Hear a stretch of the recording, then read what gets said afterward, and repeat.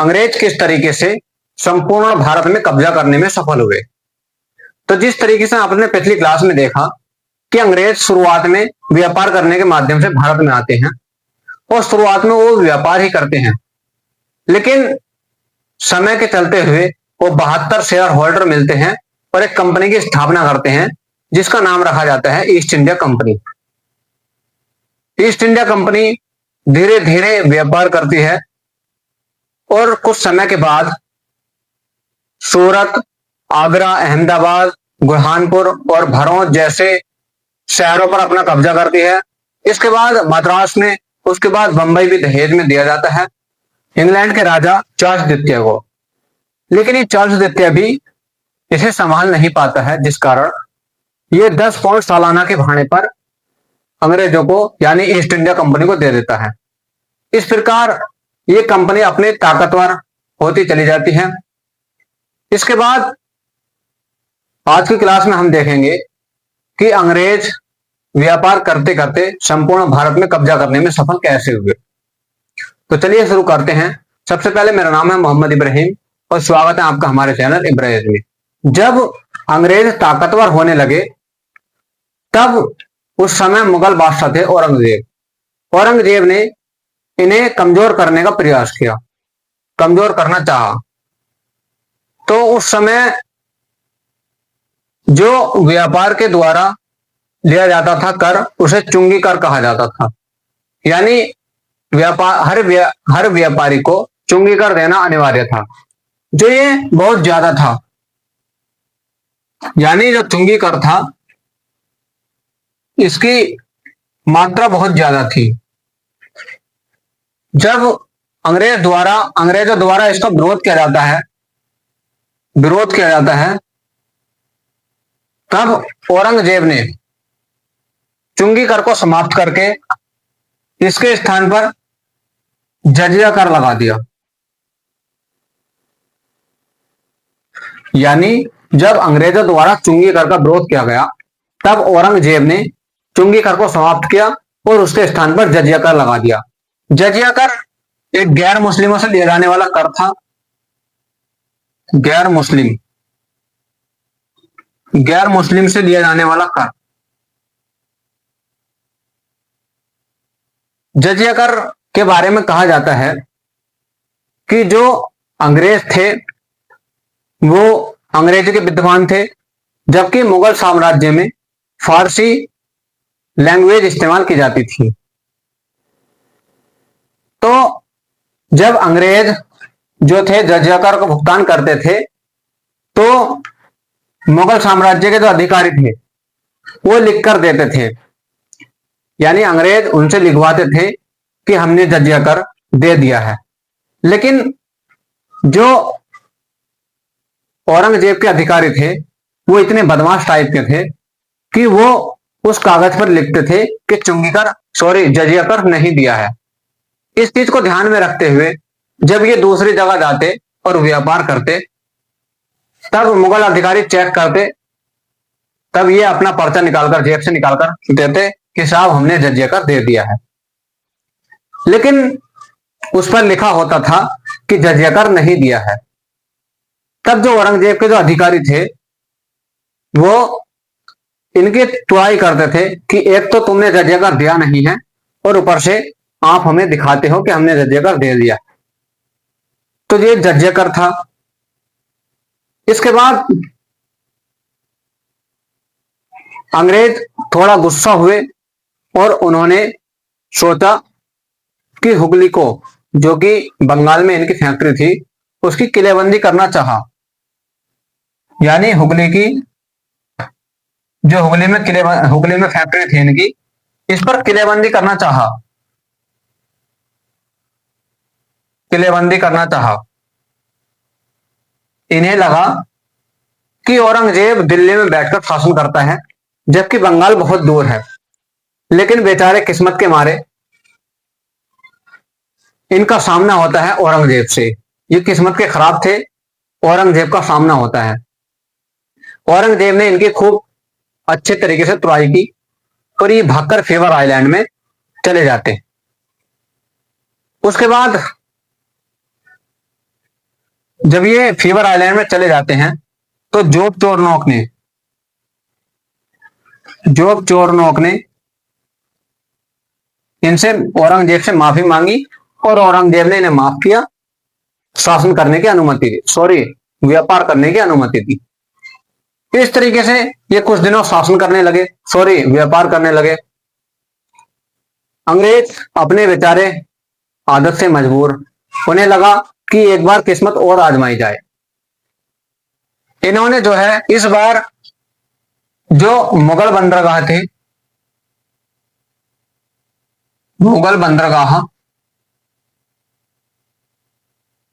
इन पर घेरा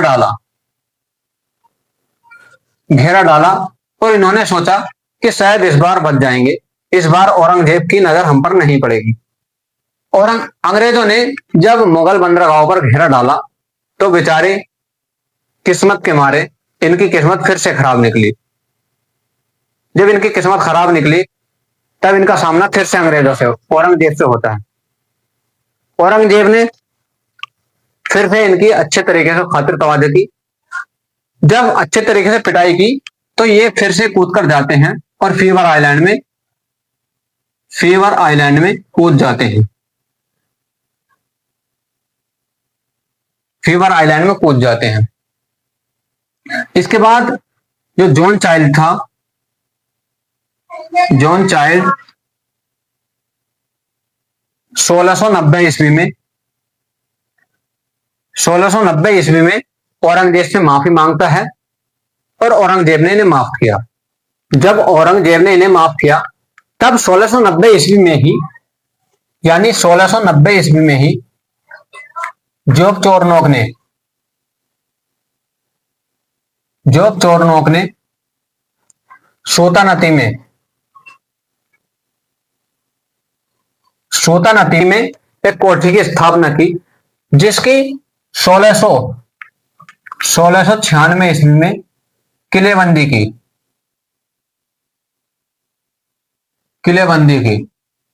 इस बार किलेबंदी इनकी सफल हो पाई, यानी इस बार अंग्रेजों की जो किस्मत थी, जो बार बार पीटते थे और फीवर आइलैंड में कूदते थे, इस बार इनकी किस्मत ठीक थी और इन्होंने किलेबंदी करने में सफलता हासिल की।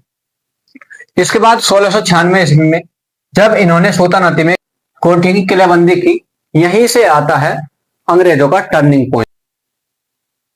जब अंग्रेज कोठी की किलेबंदी करने में सफल हुए, यहीं से आता है इनका टर्निंग पॉइंट। इसके बाद 1698 ईस्वी में 1698 ईस्वी में सोता नदी,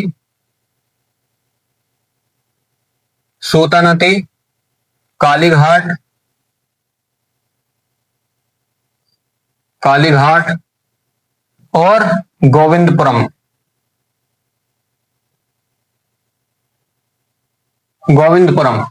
इन तीनों गांवों की जोब चोरनोक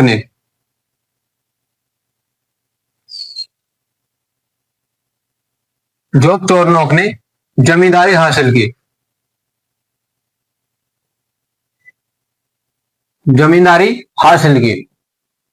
यही ये जो तीनों गांव थे, इन तीनों को मिलाकर जोब चोरनोक ने 1698 ईस्वी में ही इसे एक कोठी स्थापित की, जिसका नाम रखा फोर्ट विलियम।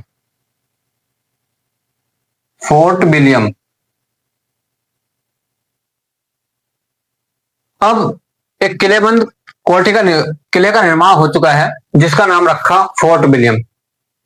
अब तक जितनी भी बंगाल में फैक्ट्रियां थी, उन सभी को फोर्ट विलियम के अधीन कर दिया गया।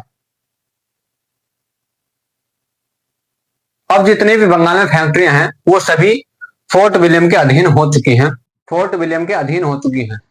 फोर्ट विलियम को 1700 ईस्वी में प्रेसिडेंसी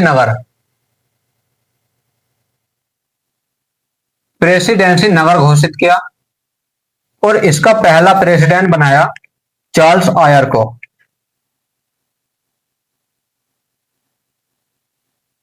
चार्ल्स आयर को। यानी 1698 ईस्वी में सुल्तानाती कालीघाट और गोविंदपुरम गांव की जोग चोरनों ने जमींदारी को हासिल किया। इसके बाद इन तीनों गांवों को मिलाकर एक कोठी की स्थापना की, जिसका नाम रखा फोर्ट विलियम। फोर्ट विलियम, जितनी भी अब तक बंगाल में फैक्ट्रियां थी, उन सभी को फोर्ट विलियम के अधीन कर दिया गया। और 1700 ईस्वी में फोर्ट विलियम को एक प्रेसिडेंसी नगर घोषित किया गया, जिसका पहला प्रेसिडेंट बना चार्ल्स आयर। जब फोर्ट विलियम की स्थापना हो चुकी है और फोर्ट विलियम को 1700 ईस्वी में प्रेसिडेंसी नगर घोषित किया गया, इसका पहला प्रेसिडेंट बनाया गया चार्ल्स आयर को। इसके बाद 1717 ईस्वी में अब मुगल शासक औरंगजेब की मृत्यु 1707 में हो चुकी है, लेकिन 1717 में मुगल शासक था फारूक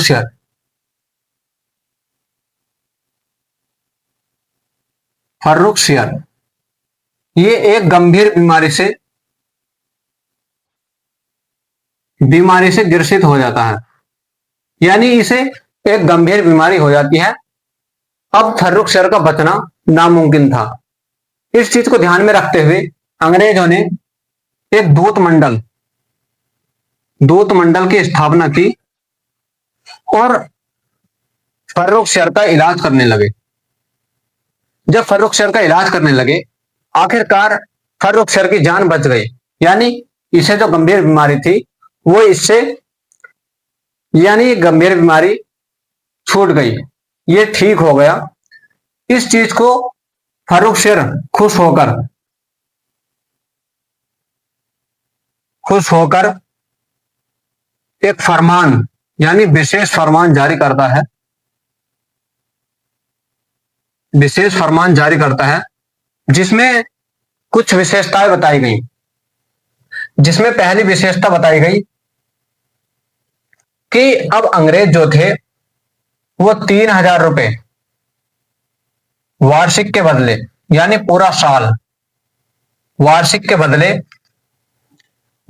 के बदले बिना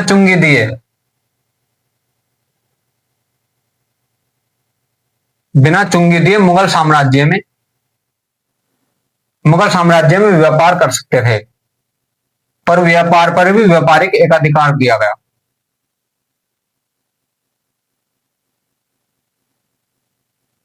यानी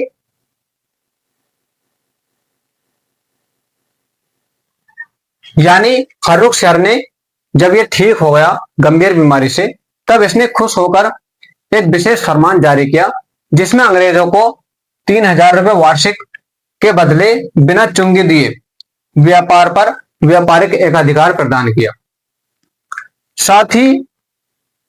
इसके साथ ही हैदराबाद में भी जो चुंगी कर लिया जाता था, चुंगी मुफ्त कर दिया गया। यानी ये अब हैदराबाद में भी बिना चुंगी दिए व्यापार कर सकते थे। इसके साथ ही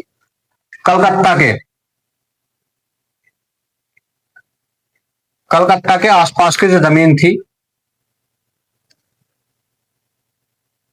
जमीन थी उसे किराए पर ले सकते थे।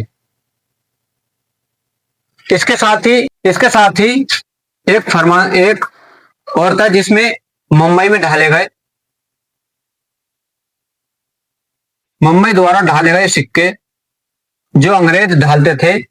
अंग्रेज मुंबई में चांदी और तांबे के सिक्के ढालते थे मुंबई में। अब ये जो सिक्के थे ये संपूर्ण मुगल साम्राज्य